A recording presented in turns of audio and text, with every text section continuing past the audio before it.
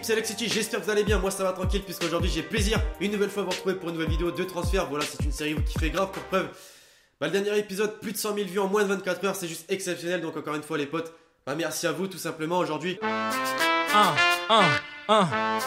Hey, true, bend it up for the track. You know, take it to the top, and that's the truth. On commence cet épisode de transfert les amis avec Pierre-Emerick Aubameyang, le buteur du Borussia Dortmund, annoncé à Paris au début du mercato, devrait finalement retrouver la Chine dans les prochains jours car selon plusieurs médias, le joueur gabonais aurait accepté un contrat où il toucherait 30 millions d'euros de salaire annuel. L'indemnité de transfert quant à elle se situe aux alentours des 80 millions d'euros et le club se nomme le Tianjin Quanjian, un club qui, comme vous l'avez compris, a pas mal de gros joueurs européens ces derniers temps. Alors est-ce du gâchis pour le football européen ou alors le bon choix pour Pierre-Emerick Aubameyang? N'hésitez pas à me faire part de votre avis dans les commentaires. On se dirige désormais du côté de l'Angleterre, un pays qui jusqu'ici est en pole position concernant les gros transferts. Et là cette fois-ci on retrouve Riyad Mahrez, le joueur de Leicester City qui a fait part de son envie de quitter le champion d'Angleterre 2016 dès cet été, et ça serait apparemment Arsenal qui serait le mieux placé dans ce dossier. Arsène Wenger en a en tout cas fait sa priorité pour ce mercato et aurait même proposé une offre de 40 millions d'euros pour s'attacher les services du joueur algérien. Mahrez sera donc probablement gunner la saison prochaine. Du côté de Manchester United, on s'active durant ce mercato puisqu'après l'arrivée de Victor Lindelof, José Mourinho cherche à renforcer son secteur offensif pour la saison prochaine et se serait penché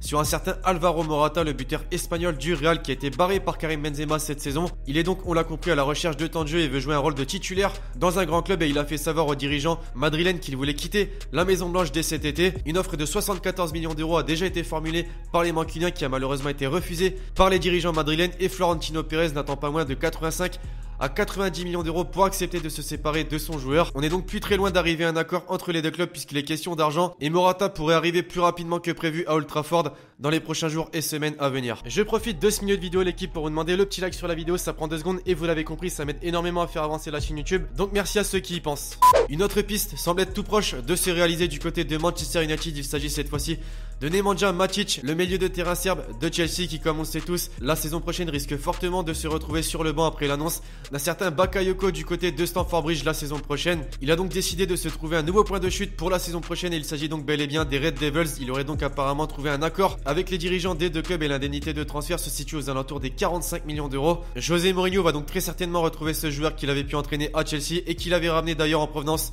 du Benfica Lisbonne. Après Aubameyang, Ronaldo, Mbappé ou même Agüero, c'est au tour de Dembélé d'être dans le viseur du Paris Saint-Germain, le joueur du Borussia Dortmund qui a fait récemment part de son envie de quitter le club allemand suite au départ également de Thomas Tuchel, l'entraîneur qui était très proche du joueur français. Une déclaration donc qui pourrait profiter au club de la capitale, et son nouveau directeur sportif Antero Henrique aurait apparemment déjà rencontré l'entourage de l'ancien Rennais. Pour le moment rien de concret, mais une chose est sûre, le PSG est bel et bien très intéressé par l'attaquant français. Avec les nombreuses rumeurs de ce début de mercato, on a vite compris que les dirigeants parisiens souhaitaient renforcer leur secteur offensif pour la saison prochaine, mais pas que, puisque désormais il se serait penché sur un défenseur. Il s'agit encore une fois d'un joueur du Borussia Dortmund, il se nomme Guerreiro et pourrait obtenir sa place de titulaire en tant que latéral gauche au Paris Saint-Germain la saison prochaine. On sait que Maxwell a mis un terme à sa carrière la saison dernière. Kurzawa est donc le seul à ce poste à l'heure actuelle dans le club de la capitale. Une offre de 25 millions d'euros aurait d'ailleurs déjà été effectuée pour l'ancien joueur de Lorient. Reste à savoir désormais ce qu'en pensent les dirigeants du Borussia Dortmund et les envies du latéral gauche portugais. À 30 ans et à 1 an de la fin de son contrat, Blaise Matuidi ne sera très certainement pas parisien la saison prochaine les amis. On sait que la Juventus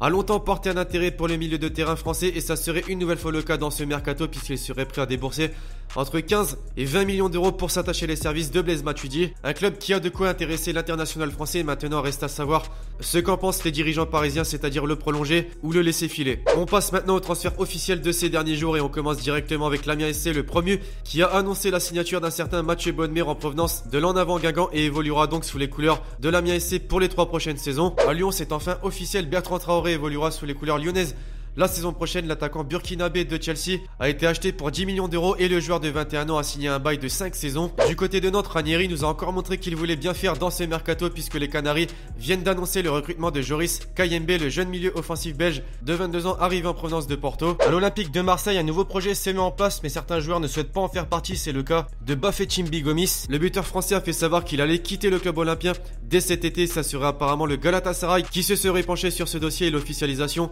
est imminente. L'indemnité de transfert quant à elle est estimée à 2,5 millions d'euros. En Italie, c'est Naples qui tient sa première recrue. Il s'agit de Adam Ounas, le milieu offensif des Girondins de Bordeaux, un club qui dans cette affaire va récupérer une indemnité de transfert de plus de 10 millions d'euros. À l'AS Roma, on tient l'un des plus gros transferts de la semaine puisque le club italien vient d'officialiser l'arrivée de Rick Karsdorp, un latéral néerlandais en provenance du Feyenoord arrivé contre 14 millions d'euros. Après Joe Hart, l'année dernière c'est au tour de Salvatore Sirigu de s'engager avec le Torino. En Angleterre, c'est encore Everton qui vient de s'approprier les services d'un joueur, il se nomme Henry Onyekuru, une pépite du KAS Eupen en Belgique. Le montant de l'opération est évalué à 11,3 millions d'euros. Arrivé en fin de contrat avec le GC Nice, Paul Bess a décidé de quitter la Ligue 1 et va rejoindre la Liga dans le club de Malaga. Il a signé un contrat de 2 saisons avec le club espagnol. Le gros transfert de la Bundesliga quant à lui se trouve au FC Cologne puisque le club vient d'officialiser l'arrivée de l'attaquant colombien Cordoba. Le montant du transfert est évalué à 16 millions d'euros. Le milieu de terrain offensif international roumain Alexandru Maxim a quitté son club de Stuttgart pour évoluer à Mayence la saison prochaine. Le club a déboursé 3 millions d'euros pour le recruter. Et enfin on a Bruno Fernandes, un joueur évoluant à la Sampdoria qui a explosé cette saison à l'âge de 18 ans et qui a été donc dans le viseur de nombreux clubs européens. C'était le cas notamment du Sporting Portugal, un club qui a décidé de le recruter contre 9 millions d'euros. Et il jouera donc au Portugal la saison prochaine. Donc voilà l'équipe, cet épisode de transfert touche à sa fin. J'espère forcément qu'il vous aura plu. Comme d'habitude c'est le cas, vous savez ce qu'il vous reste à faire, le petit like et le petit commentaire pour me dire ce que vous avez pensé des différents transferts officiels et probables cités dans la vidéo. Et donc écoutez, d'ici là je vous dis à la prochaine pour une nouvelle vidéo. C'était Lexi. Ciao ciao.